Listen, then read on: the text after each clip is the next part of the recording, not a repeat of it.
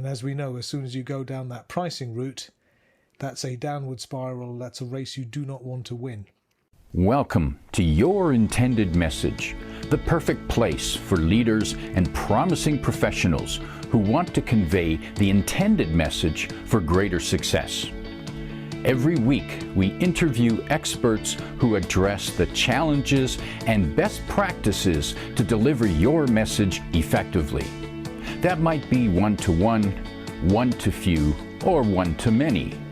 And perhaps the most important conversation, one-to-self. I'm your host, George Torok.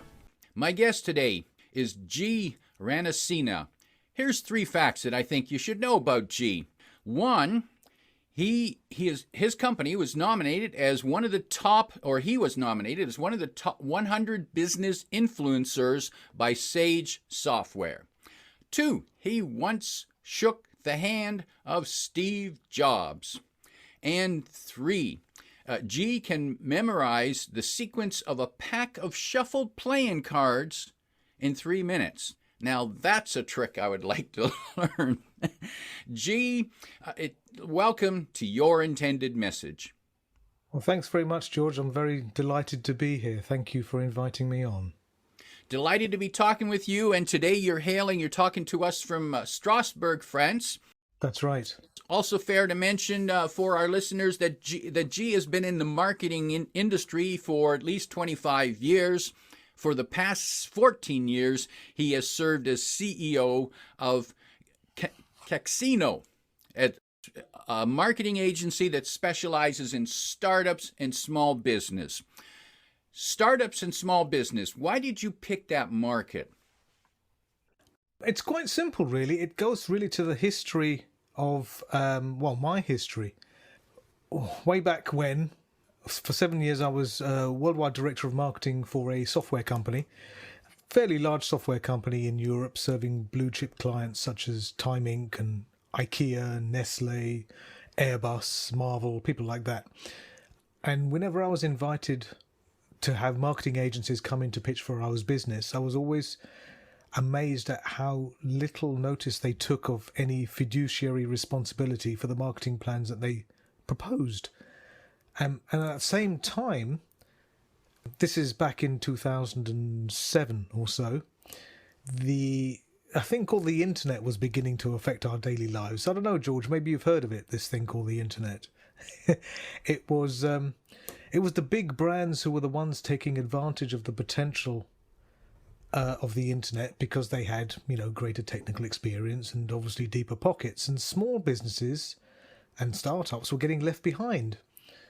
And so I figured that there was an opportunity for a marketing agency resource specifically aimed at helping small businesses and startups that could help them leverage the power of online engagement and the evolution of customer buying processes. And so that's why in January 2008, I resigned my comfortable corporate position with all its trappings and international travel and company cars and expense accounts and all that sort of stuff. And we launched KEXINO, our marketing agency. And so that's the reason why we focused on startups and small businesses, because, the big guys have the wherewithal to handle the developments in technology and the evolution in terms of customer interaction and engagement, where the smaller organizations are more concerned with running in their business rather than on their business, if you like. And so that's why we come in to support their efforts. And Gee, I imagine that for large corporations that have multi-million dollar budgets for marketing, they go and spend $1 million and it doesn't work. So what? We got more in the back room. Whereas a small business, or especially a startup, every dollar counts. So they need to be smarter and get a better return. And so how do they do that? And how do you help them do that? I think that's a two-ended question, actually, George. I mean, first, yes, you're right. Obviously, every dollar counts, every cent counts. But not only that, I think it's a matter of priorities. Quite often, a a business owner of any type of company will have a list of priorities that they want to get across from their marketing efforts, but that may not necessarily be in the best interests of the business and the way the business is running at that particular time. And so it's a question of looking at what that, the hackneyed phrase is low-hanging fruit, right? I don't really want to use that term, but it's looking at where those quick wins lie and optimizing for that first round of where we can make those quick wins, and especially for a startup which is looking to be revenue positive as soon as possible, to allow them to not necessarily take a step back, but to relax a little bit, since revenue's coming in, hopefully the bills are being paid, and then they can look a little bit more strategically and medium to long term about where they need to be from a market orientation and align their value articulation accordingly. Where we come in is at various levels. I mean, we start off with things like branding, positioning, messaging, customer cohort identification, this sort of stuff, what many agencies unfortunately take for granted or don't even bother with, and then look at seeing how within the market space that the business occupies we can create some differentiation. What's most important for businesses of pretty much any size is being able to differentiate their value add, so that they're not seen in the same view and in the same consideration space as their competition. Because if you're seen in the same consideration space as your competition, then you have to differentiate yourself through other means, and that's usually things like pricing. And as we know, as soon as you go down that pricing route, that's a downward spiral. That's a race you do not want to win. So we look at how best to influence the category where that client is participating, maybe to the point of creating a new category, so that when it does come to that consideration space, they are in effect a bigger fish in a smaller pond. Differentiation. Is that the goal, and are branding, positioning, and messaging just elements that help one differentiate? They're certainly they're the symptom, they're the cause of the differentiation, if you like. It goes back to really, what is your business? Why does your business exist, right? Who are you helping? What cause? What problem overlying, hairy, audacious goal do you have for the goal of the business in its entirety? And then articulating that difference according to the particular audience personas, the audience groups that you're looking to target. So you may have an overarching goal, but it may be articulated in different ways depending on who you're speaking to. But it all falls under the same basic premise. And that's the important thing, that it's consistent upon that. Otherwise, you've got some confusion within that market space and across that market space if you're saying different things to different people. But if you're saying, broadly speaking, the same thing just in different ways to different buying categories, then there's some consistency, and it makes a lot more logical sense from the outside looking in. Gee, can you give us an example of how to say that same message in different ways to different audiences? You're putting me on the spot now, George. I hadn't really given that too much thought. I'm trying to think of an example which we could use, which is a real-world example that a client would let us talk about. To be honest, I would need to check with a client to come back to you with that. Okay, fair enough. I'm wondering, can you just look out in the marketplace, in the world out there? Look at the big giants who, whether it's Coca-Cola, Apple, how they're sending their messages, and how they might take a message and maybe turn it with different words but the same message. So, for example, Okay, yeah, well, I've got an example. I mean, it's a pretty cliched example, but it's a good example of what we're talking about. And this is the way that you would describe a technical innovation in an applications-driven way.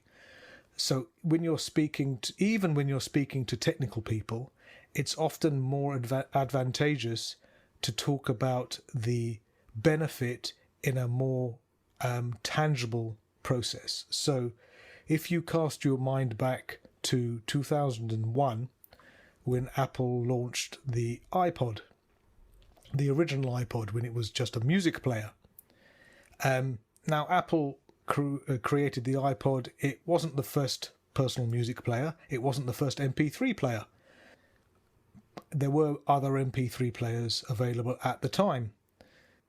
The other MP3 players, the manufacturers were more concerned about storage or the way that it connected to your computer or things like that. So they would talk about the XYZ MP3 player would have a storage capacity of maybe 5 gigabytes or 10 gigabytes or whatever else. Don't forget, we're talking about 2001 here.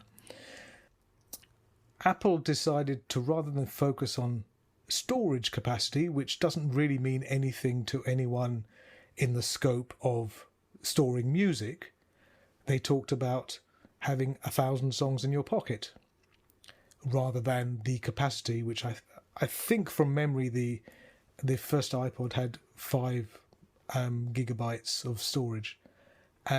So they turned that around into, so it's essentially saying the same thing, but giving it a new association which was more tangible to the market space that they were trying to communicate to.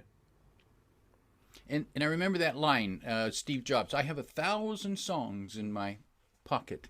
And that's a memorable line because that's something that everyone can visualize. They can see, they can think. And I started thinking about, gee, how many of my record albums could fit on there? Right, exactly. Gee, I've heard you say before something to the effect that marketing is broken. Do you still believe in that? And how's it broken and where do we fix it? I think not only is it broken, George, but I think that it's in crisis. And I think your intended message listeners are probably aware of it, even if it's unconsciously. And I think marketing's in crisis for 2 particular reasons, and they are quite different in and of themselves, but they are nonetheless connected. So firstly, I think marketing is in crisis because it is ideologically disliked in the higher tiers of business. Okay? And secondly, I mean, I'll expand upon this in a minute.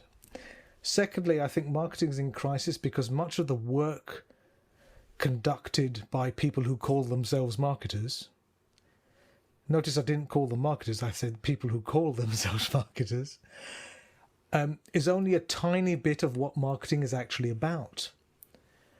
And what the people who call themselves marketers are actually doing is communications, is promotion, which, if we go back to the 4 Ps of marketing, is, only 25% of what marketing is.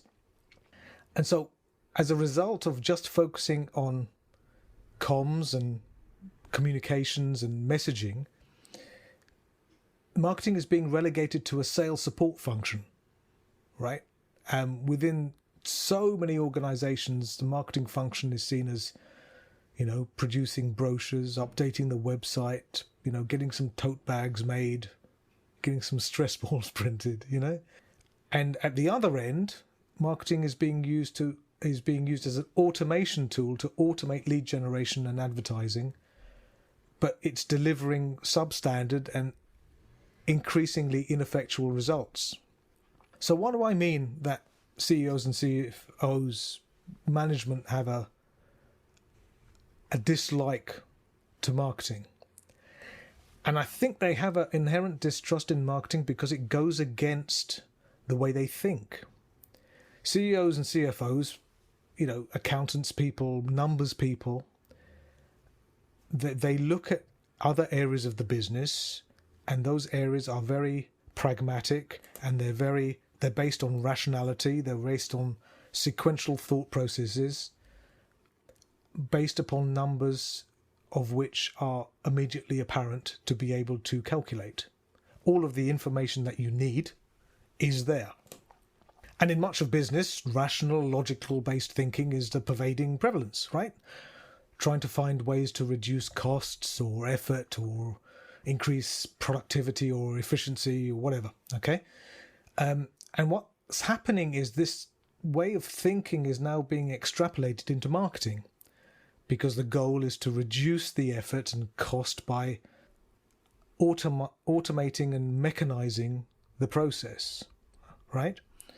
But whereas reducing the cost of manufacture of a widget usually has no detrimental effect to the efficacy of the widget itself, unless you make it so cheaply that it's no longer fit for purpose, right?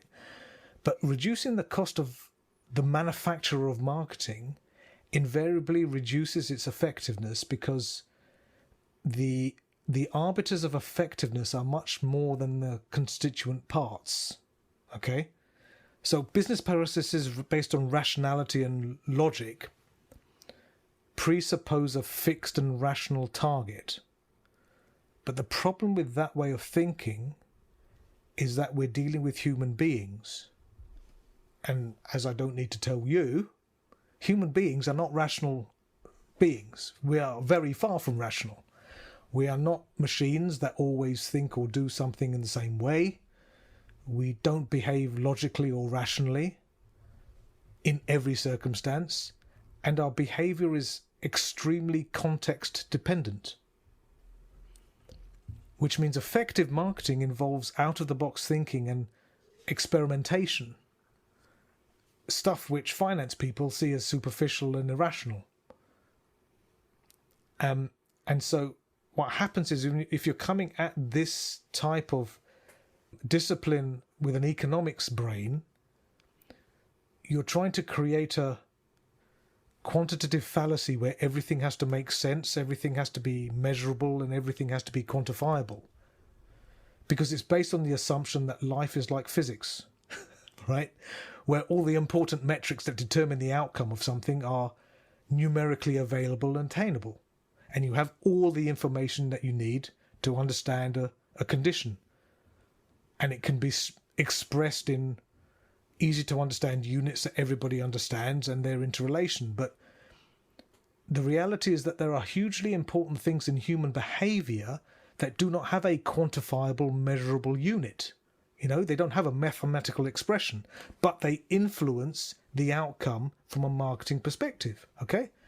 For instance, because I knew you were going to ask for an example, right? So I'll give you an example. So, for instance, being irritated by the behavior or experience that you have buying something from a particular organization has a detrimental effect to, or can have a detrimental effect to, your purchase.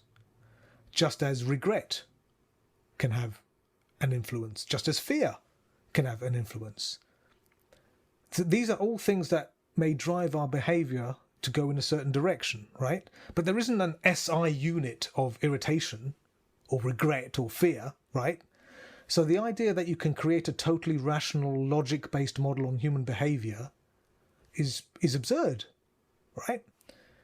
So as a result, what we have with the current situation of marketing is that we have tactics which are being driven by efficiency nerds, for want of a better term, all right? So they sign up to a bunch of marketing technology services, MarTech services. They slap together some communication based on a template and the royalty-free image that we've all seen a gazillion times before. Then they vomit out 50 different versions of the communication with, different headlines and subheadings and images and colours, and maybe that's it. And then they measure the one that generates the most return. Now, sure, that's efficient, but is it effective? Does it actually shift product to an appreciably greater extent to whatever the business was already doing? And I contend that it doesn't.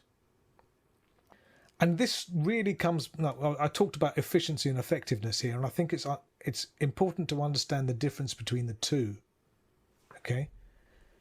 I mean, in the old days, 10, 15 years ago, marketing used to be primarily about persuading people, influencing their decisions, right? Influencing their behavior in order to deliver a commercial result. Okay?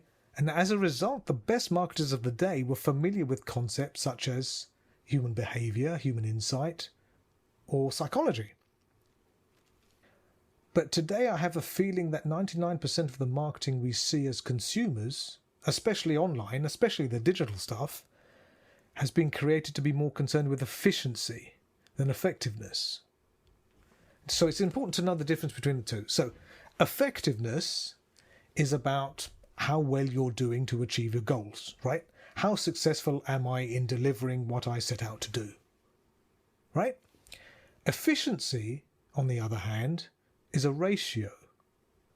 Efficiency is about how much input you make to deliver a particular output, right?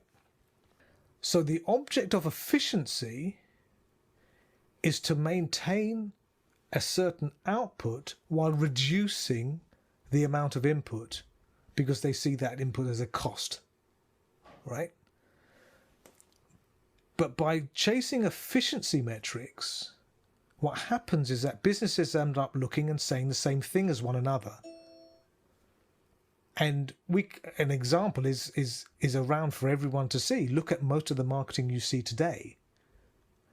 And, you know, I'll give you 10 will give you 5, that if you covered up the logo on the same piece of marketing, that piece could be used by pretty much anyone, right? So there's no differentiation like we talked about earlier on.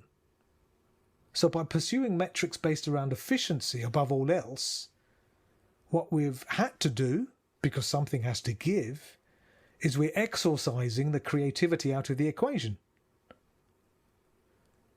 But instead of doing the basics of marketing, the research, segmentation, positioning, messaging, and all that stuff, we've come to the conclusion that bad marketing that's more targeted works better than great marketing that's spread wider, which is why marketers today resort to tricks like tracking cookies and remarketing tags and programmatic ads and all the other stuff, which is why we've got things like GDPR and CCPA and all the rest of it, because as marketers we can't be trusted with the stuff.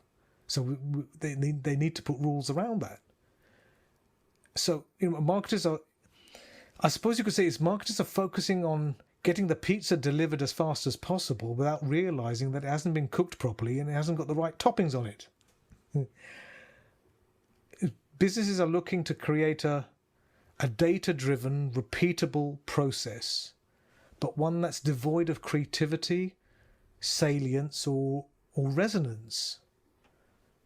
And then they wonder why their marketing doesn't work. And Gee, so I'm hearing that there's an over reliance on numbers and measurements that are not necessarily valid. You know, for example, on social media, we measure our likes. We got so many likes. Oh, we're doing good. We got likes. But I'm hearing that marketing needs a psychologist and an artist on the team. It needs to have, in my opinion, it needs to have somebody who understands a customer. Right? There are far too many conversations that I have with business owners, with people who call themselves marketers, who haven't spoken to a customer in the past 6 weeks. Now, to me, that's tantamount to a dereliction of duty, right? If you don't know what makes your customer tick, how can you possibly create evocative and resonant messaging designed to appeal to other people within that target audience group? It can't be done. And it comes down to, I mean, there's lots of different things we can, and it depends on how much of a deep dive you want to take into it and how deep you want to go into behavioral science, customer psychology, call it what you will. Are you familiar with Daniel Kahneman? No. Okay, he's a psychologist and an economist. He won a Nobel Prize for work that he did on the psychology of judgment and decision making. There's a book he wrote called Thinking Fast and Slow, which is a definite recommendation for yes, okay. For your listeners, definitely. So Daniel Kahneman came up with didn't come up with it.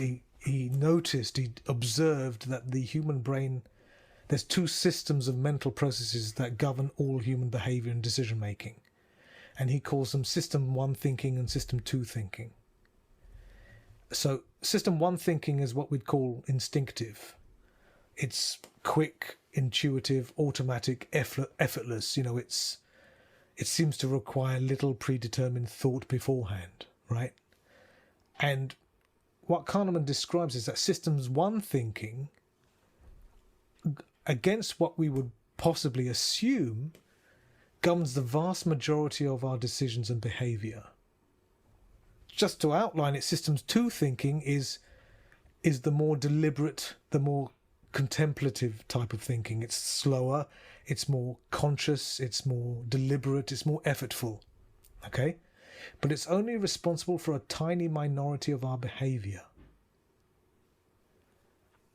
And if you read the book, Daniel Kahneman explains that the best marketing actually slips into Systems 1 thinking because it's too much effort for us to keep on having to make those key decisions, weighing up those pros and cons. This is the reason why branding is so important at such a fundamental level, because branding is ultimately a shortcut to thought.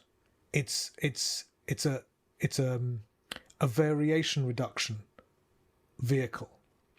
By that I mean, if you have two products of equal merit, the one with a brand that you already are aware of, you are already more predisposed to buying that one as opposed to the other one, because the brand has a particular affinity within your brain for something else, right? So, you buy a TV from a electronics manufacturer, let's say Samsung, you're more likely to buy another product that Samsung makes rather than jump to a different supplier. So it's not really thought, it's more instinctive. There's a great quote by a neuroanatomist by the name of Jill Boat Taylor. Look her up, she's fantastic. And she describes it very well. She says that most people assume that we're thinking creatures that feel, while actually we're feeling creatures that think, which I really like. I think that's really good. Ultimately we're, decisions that we're taking rationally, we're actually taking emotionally.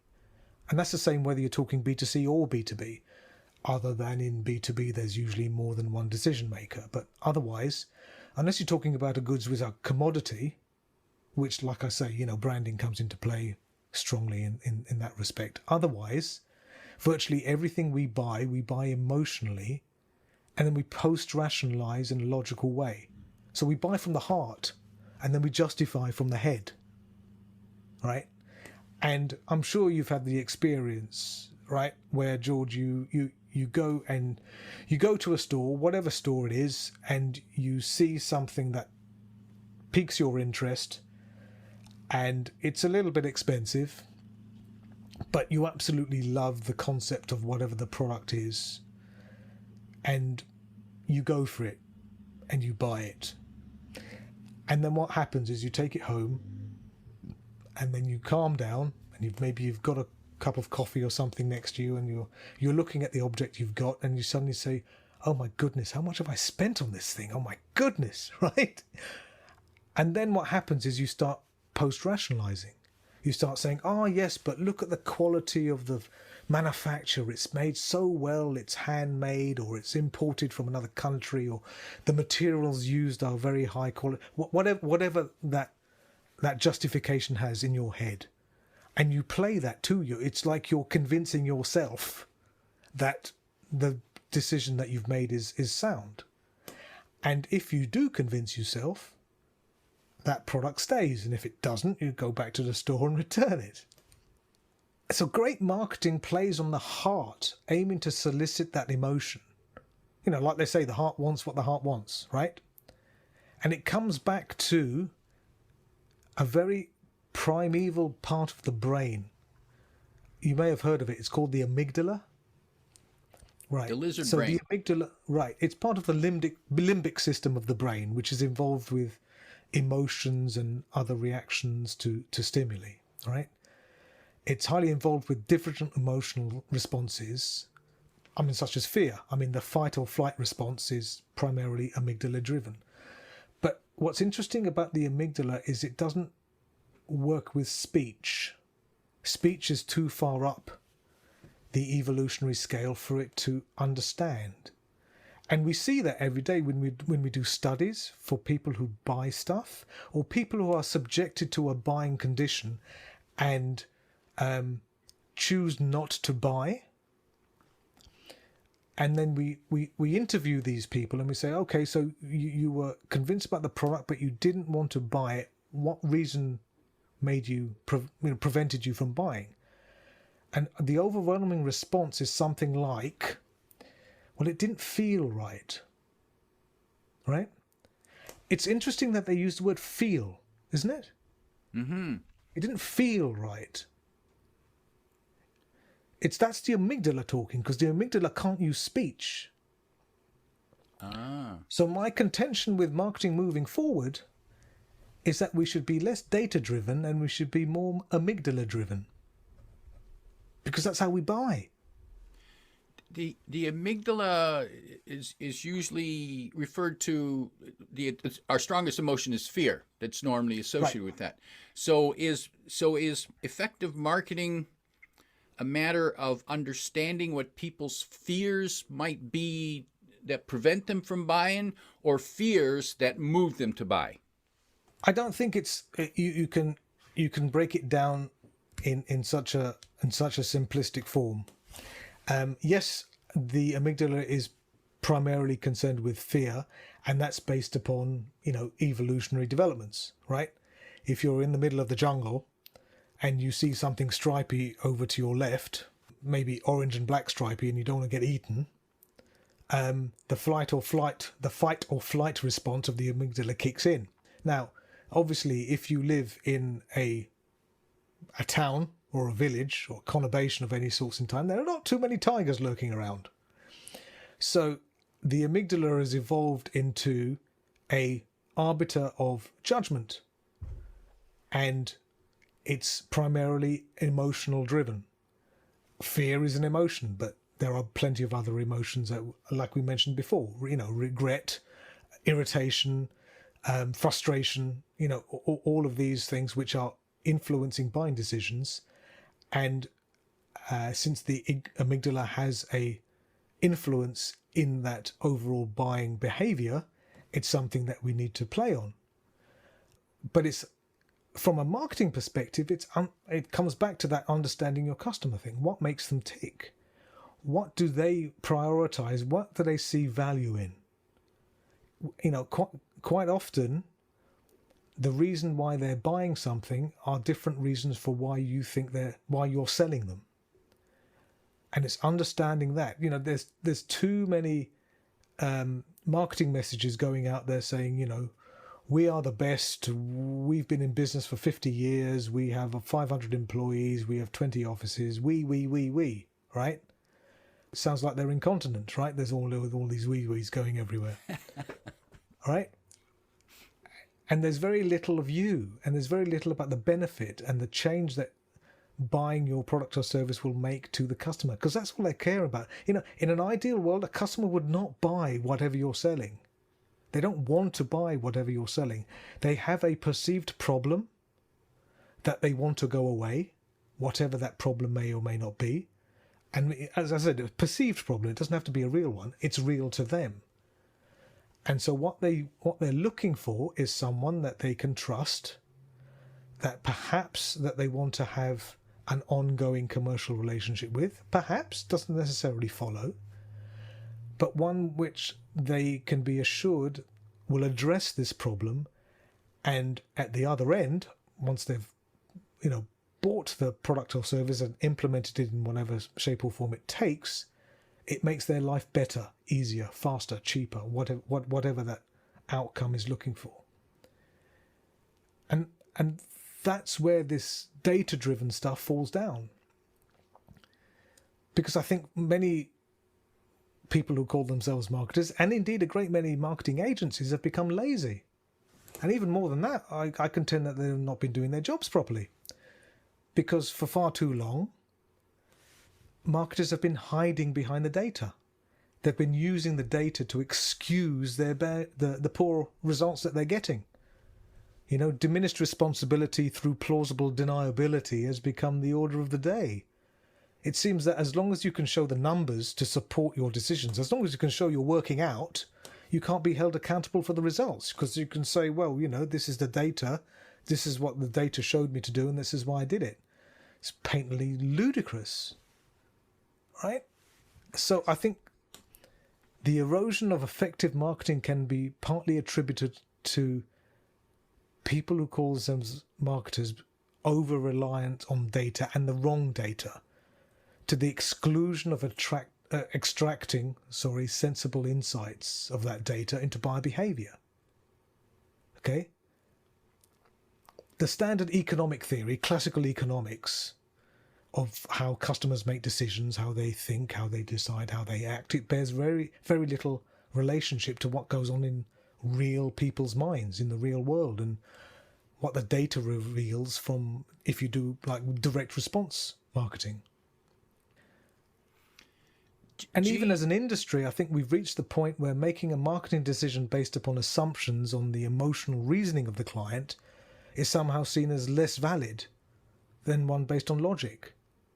It's like, because it's based upon emotions, it's somehow not true, or because we hold rational reason to a higher standard than emotional reasoning, even though we're in an industry where our audience is anything but rational.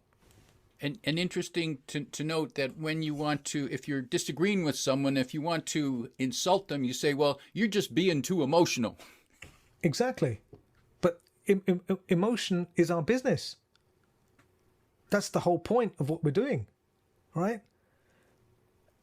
And it starts well before you get into the tactical stuff. Fewer and fewer marketers seem to bother with the basics of marketing, and they move straight to tactical. They move straight to digital, maybe, or whatever it may be. Whether it's email or social media or advertising or TV or radio or podcasts or whatever. It doesn't matter, right? They move straight to tactical execution. There's precious little thought or foresight about the only thing that actually matters in the grand scheme of things, which is, of course, the customer. Right? Now, by that, I don't mean that data-driven marketing should be avoided. That's not at all. Quite the opposite. It's that what we've come to know as data-driven marketing has a problem because we're basing our decisions on the wrong data. Okay? Data only tells you what people are doing. It doesn't explain or allow you to generalize why they may be doing it. And understanding why is a much more interesting field of activity. And what's missing from most marketers' core competency is the implicit and fundamental understanding of human behavior. And understanding how that changes contextually. Gee, as we prepare to wrap up, if you could offer advice to an entrepreneur, perhaps a startup company or a small business, and you could offer 1, 2, or 3 pieces of advice on how they should review their marketing, perhaps there's some questions they need to ask, or perhaps there's another perspective. What might be those 1, 2, or 3 pieces of advice you would offer to that entrepreneur? I think it's don't assume anything, because marketing today is very different from certainly marketing pre-COVID and even marketing 5-10 years ago. Okay, COVID, distributed working practices, working from home, is forcing all of us to think differently. And as a result, it gives all of us an unbelievable opportunity to stop all the nonsense we've been doing for the past 10-15 years or so that upsets customers and generates smaller and smaller results. So it's a chance to take marketing off the cruise control setting, to simplify things, to focus, and to change the definition of success. You know, at the end of the day, marketing's about growth. Growth is the job, right? It's not just about marketing. Marketing is not just marketing. It's sales, it's operations, it's customer support, it's finance. And it's important for an organization to rethink its previous business silos and to have everyone rally around that new mental model and to understand the implications of that shift. And it means marketers need to change, certainly, as does sales, as does ops. And I think over time, and I'm seeing it already, we'll see marketing evolve and continue to take on more and more operational responsibilities. You know, strategic responsibility for the businesses within which they operate. And we need to reform marketing by getting people to accept that value is subjective and context dependent and meaning dependent. And that value is formed in the mind of the customer as much as it's formed in the mind of the factory owner. You know, it's produced as much by the singer as it's produced by the song. Okay? The standard economic model overweighs the extent of which value is produced in the factory and not in the head. And that's why we need to change the way that marketing operates so that we get away from this insulting, almost childlike simplicity and actually understand a little bit more about how the human mind works and how to shape the value articulation in ways that are meaningful for the people who are buying our product or service. Valuable insights. My guest today is Gee Ranasinha, reminding you that we are feeling creatures that think. If you like what you heard, remember to like, comment, and share this podcast. Come back every week for more practical insights to help you deliver your intended message. I'm your host, George Torok.